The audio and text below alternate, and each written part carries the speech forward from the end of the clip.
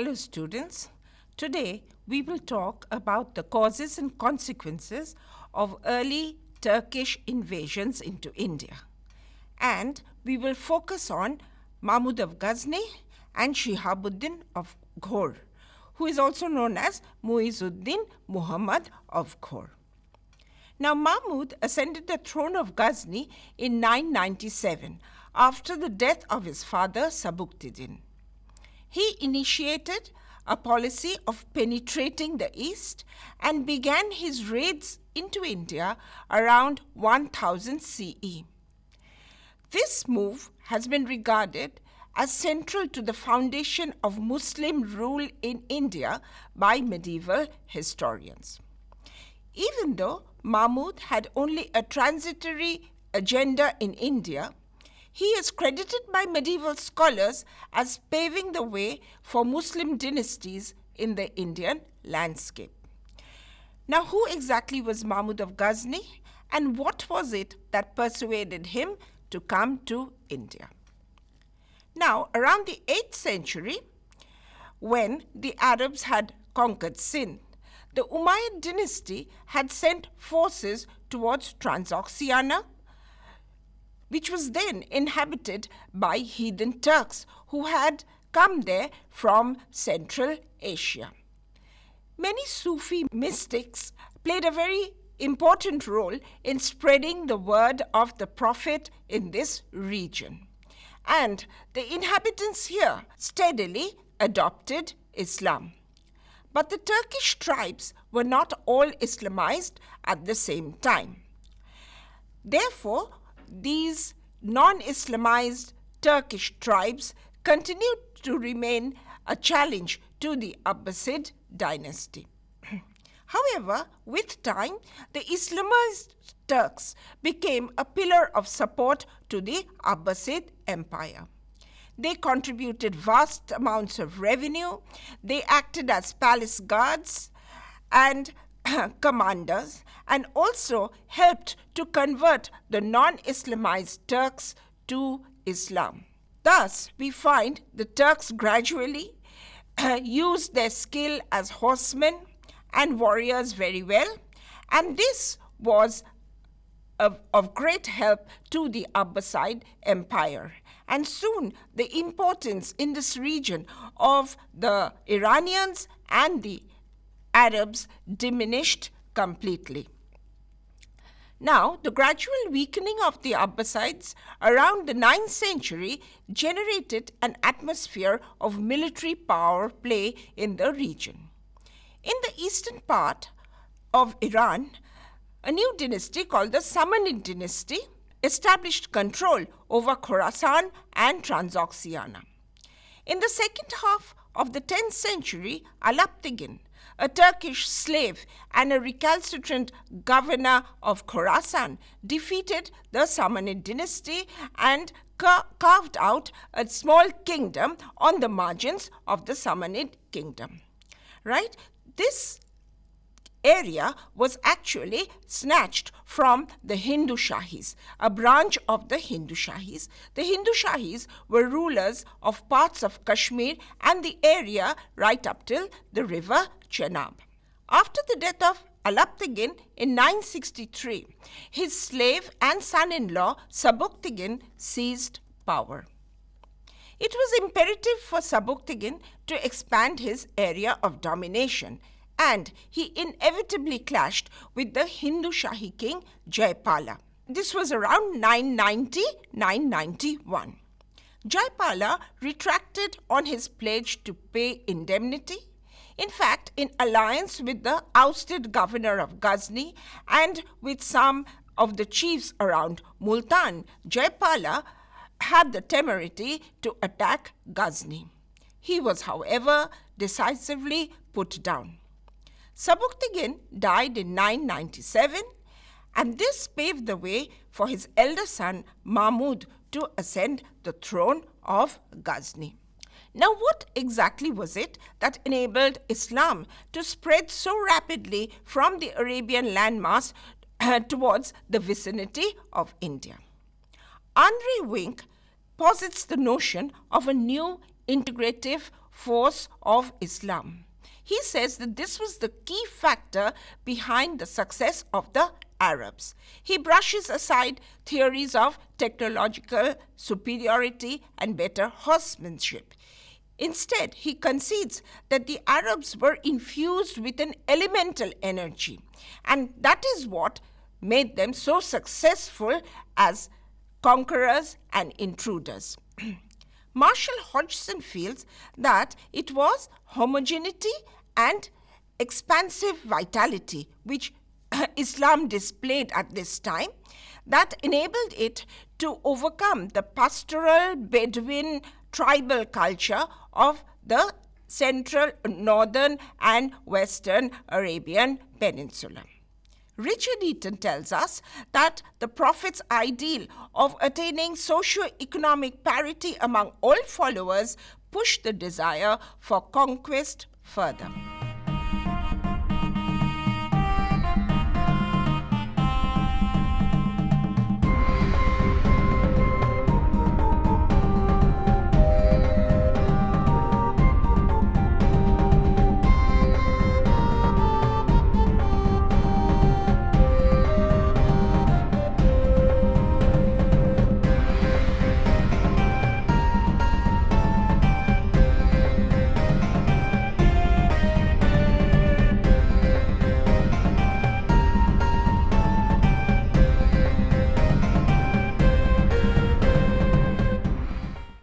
Now, Mahmud rapidly became a force to be reckoned with.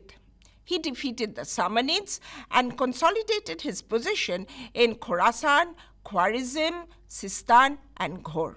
The magnitude of his command is testified by the fact that he was the first ruler to flaunt the title of Sultan, and he received a robe of honor from the Caliph.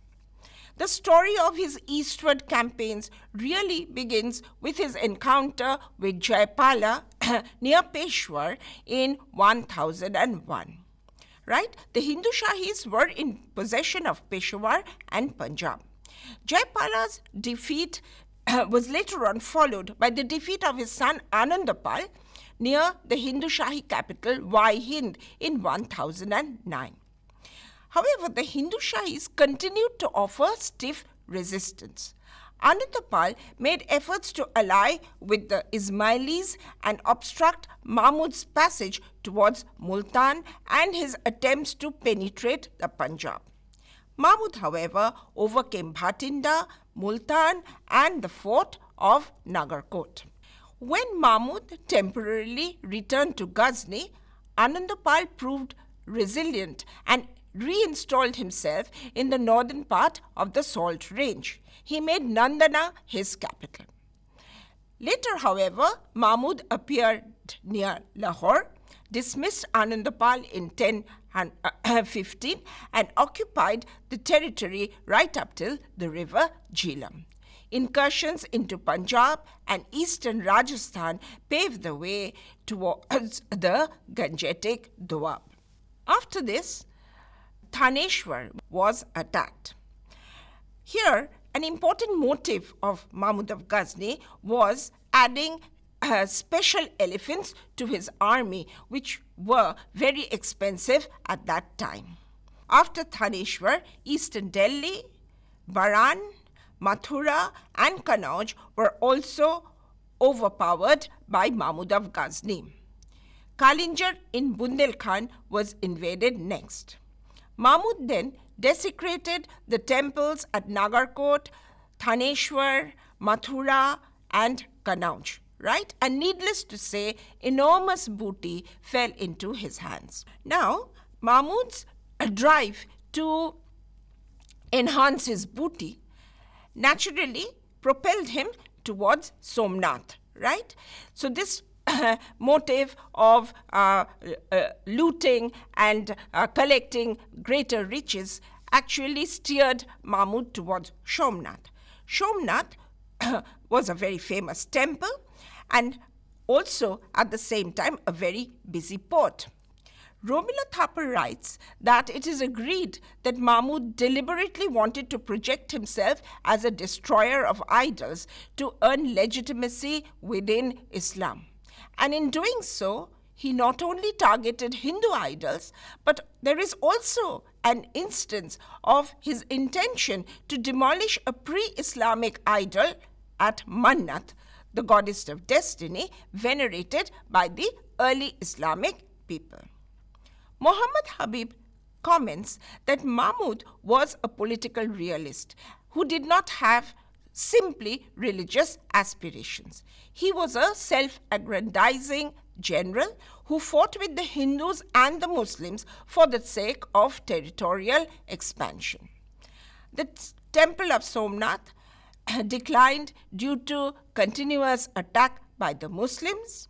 Added to this was the weakening of commercial activity around it. Nevertheless, we find that Somnath showed surprising resilience and revived with time.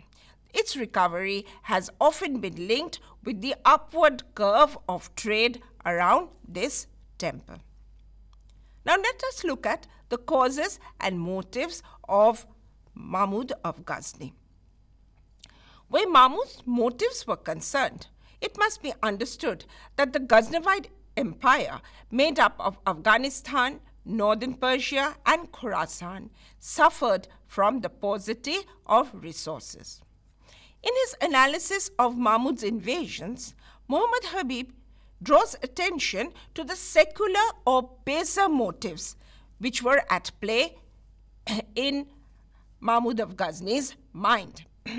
Here, his main instinct was tapping the enormous resources of India.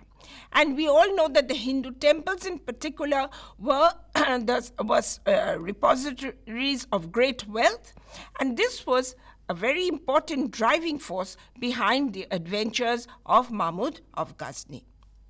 Romila Thapar tells us that Ghazni's economy had two separate segments. The major thrust was in pastoral pursuits. But at the same time, intense commercial exchange also existed in the towns of Persia, Afghanistan, and Central Asia. However, Mahmud still had to depend upon raiding of territories as a permanent means of self-enhancement. He focused on pillaging the urban treasuries and taking in prisoners who could then be sold as slaves or inducted into the army. Utilizing technological improvements like the superior harness and saddle, Mahmud's skill at leading fast-moving bands riding the best horses was undeniable. He also used to his advantage the service of mercenary soldiers who were infused with the Ghazi spirit. These Ghazis combined religious zeal with a desire for war and plunder, and these soldiers were prepared to martyr themselves for the cause. So, this entire episode was a political stepping stone into the Indian subcontinent. Now, Mahmud had some political and administrative control over Punjab and Multan. Right here, the Indian chiefs or Thakurs were compelled to pay tribute. Some were used as intermediaries, while the existing land system was generally left unchanged. We find that coins were issued during this period bearing both Arab and colloquial Sanskrit inscriptions. This reveals that Mahmud was a pragmatic ruler, eager to participate in the economic activity in the region and ensured that these coins had acceptance as the medium of exchange. The wealth amassed from India enabled Mahmud to maintain an army in Ghazni and the mercenary troops, some of whom were Indians and Hindus. Now, Mahmud of Ghazni was very interested in culture. So we find that he had other priorities as well.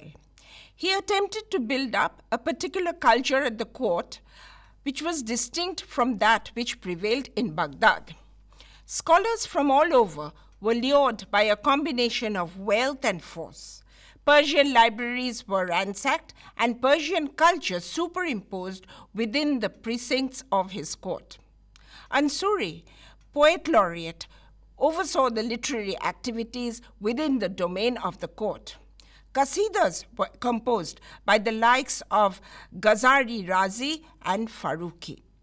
Al-Biruni and Firdausi of the Shahnama fame were some of the luminaries who found a place there.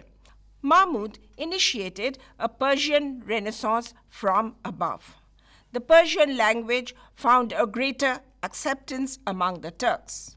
Mahmud's propensity towards aestheticism ushered in an era of cultural effervescence amid bloodthirsty battles for power and domination. The accumulated riches were also used to beautify the city of Ghazni and improve facilities like irrigation. So he had a particular agenda in Ghazni too. Thus, Mahmud of Ghazni was not just a plunderer. His image as a ruthless martial leader is softened somewhat when his patronage of Persian culture and his aspirations in the economic sphere are taken into consideration. Having cleared the route from Central Asia to India, Mahmud died in 1030.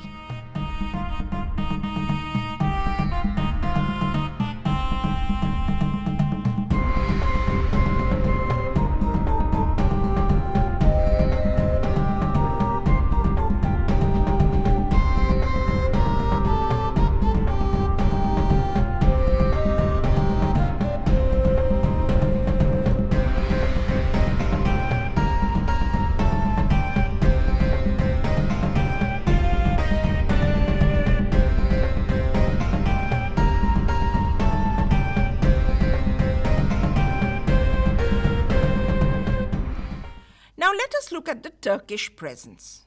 So we will talk about Muhammad of Ghor, the impact and the new beginnings. So we are now at a point when, after a hiatus of 150 years, Turkish rule is set to begin in India. Contact between Ghor and the Indic space continued, sometimes in the form of raids and sometimes apolitically. It culminated in the foundation of the Delhi Sultanate by 1210. In the course of his campaigns, Shihabuddin or Muizuddin Muhammad of Ghor made the first inroads into India. This set in motion a series of events which helped the Turkish conquerors occupy and control the Indo-Gangetic plain. So, we find this onslaught changed the dynamics of power and impacted political formations in northern India. This was epitomized in the foundation of the Delhi Sultanate. Existing roughly for about 200 years, from 1200 to 1400, the Sultanate reshaped economic, social, cultural, and demographic components in the Indian landmass. Now let us look at the backdrop. The process of establishing control over unfamiliar political terrain, which was northern India, was a complex one and succeeded only after intense competition between the Islamic Turks and the contenders and other contenders to power in northern India. The Turks were able to capitalize on the fact that the political structure in northern India was quite fluid and there was no vast empire to negotiate with. The tripartite struggle between the Palas, Pratiharas, and Rashtrakutas had exhausted all three, and the age of small regional kingdoms had been inaugurated. This enabled the Shanshabani dynasty of Ghor overrun the Rajput Brahmin combine and carve out just another such kingdom for themselves. It was by slow, measured steps that the kingdom subsequently transformed itself into an empire. As a consequence, the identity of the Delhi Sultanate was ensured. Let us look at the expeditions of Muhammad of Ghor. Muhammad of Ghor's initial aggression against India was the capture of Multan in 1175, which was then under the Karamatis, who adhered to a religion which was actually a blend of Islam and Buddhism. Muizuddin then proceeded towards Uch and made his way to Neherwala in Gujarat. There, he was absolutely routed by the ruler of Gujarat in a battle near Mount Abu. At this time, however, the very young Prince Prithviraj Chauhan did little to help the Chalukya kingdom at this point. Now, adjusting his plan of action, Muizuddin conquered Peshawar from the Ghaznavids in 1179-80 and then Lahore in 1181. He revved up his control over the Punjab and strengthened his hold over Sindh. He was now fully prepared for conflict with the Rajputs. After this, Muizuddin attempted to capture the fort of Tarbhinda, which was important for the defense of Delhi. Prithviraj Chauhan reacted by approaching Tarbhinda and defeating the Turks completely.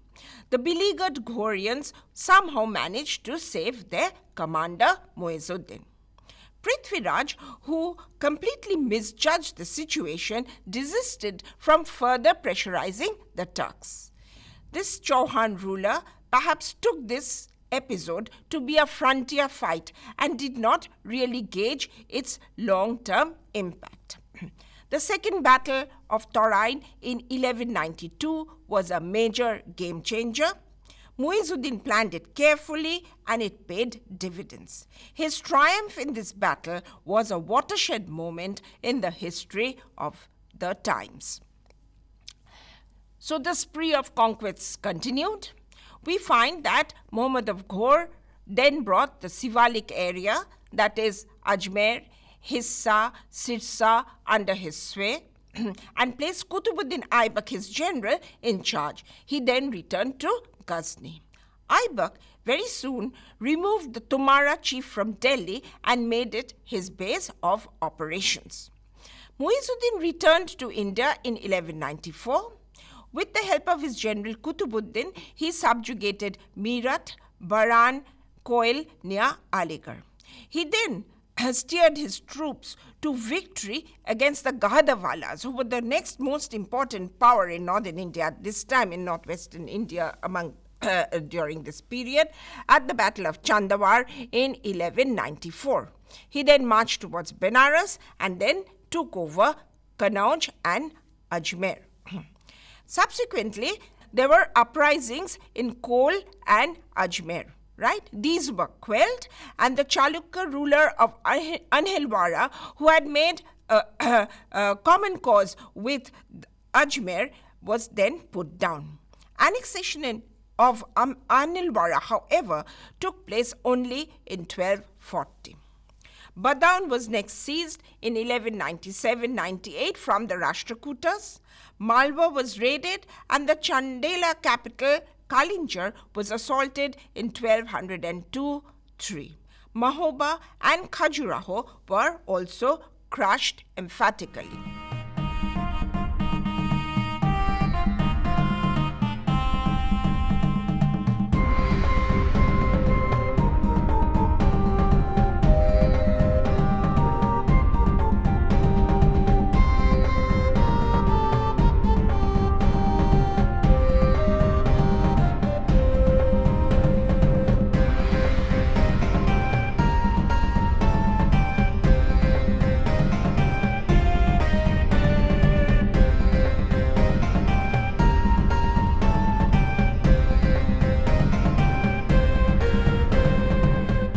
Now let us look at the impact of Ghoraid rule.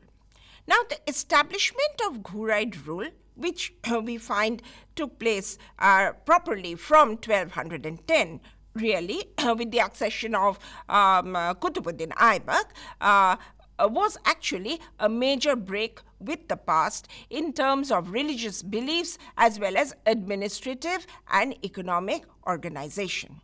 Once entrenched, the new rulers attained unprecedented political heights. Conquest was followed up by administrative centralization and systematic appropriation of revenue. Now, this new ruling class, however, was by no means a distinct, immutable, unilinear category. In fact, we get a lot of information about them, about this class, from Minhaj's Tabaqat-e-Nasiri. Right?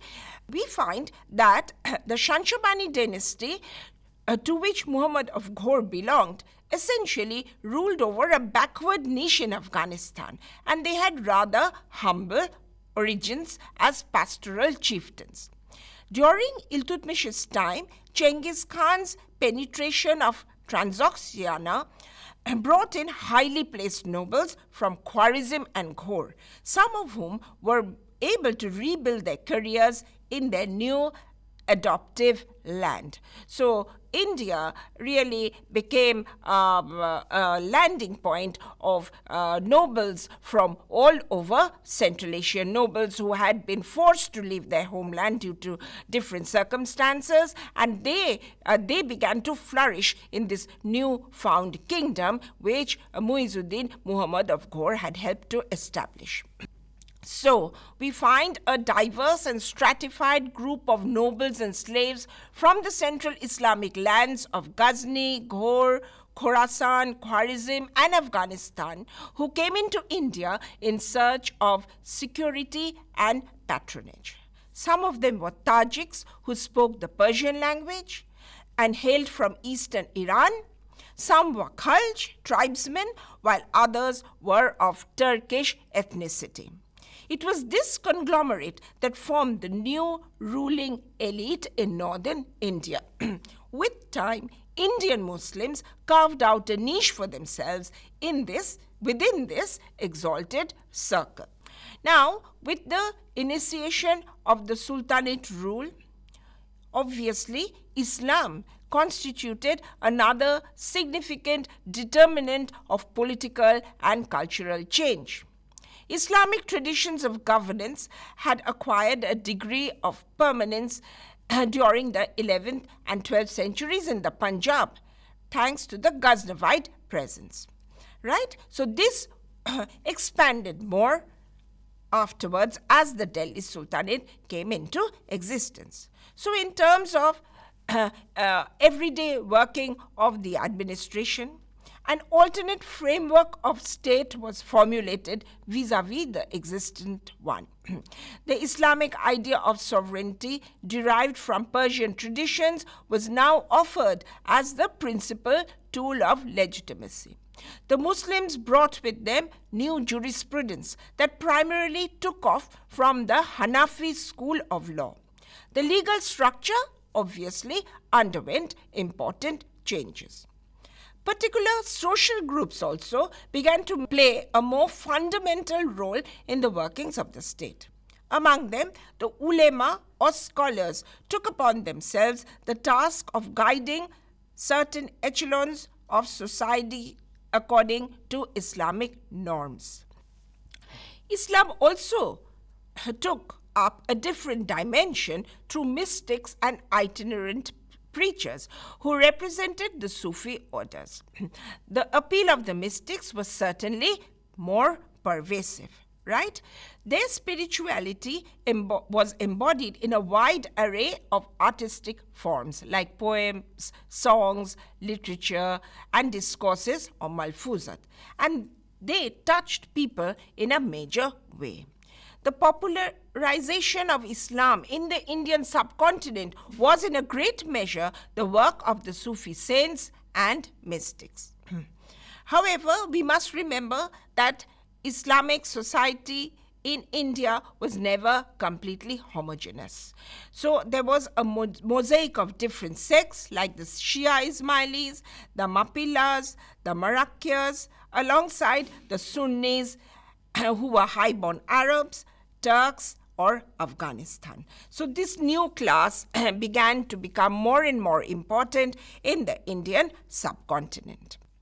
In conclusion, we may say that in order to appropriate the resources of their newly acquired domain, the new rulers allied with the Hindu landed elite who dominated the countryside.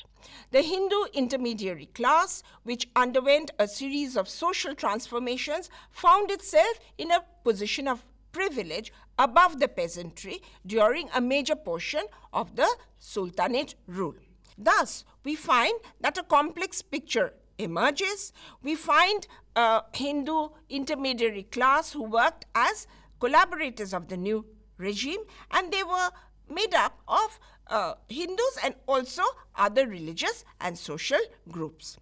This new structure of governance was imposed upon a pre-Islamic traditional society steeped in custom and long-standing mores.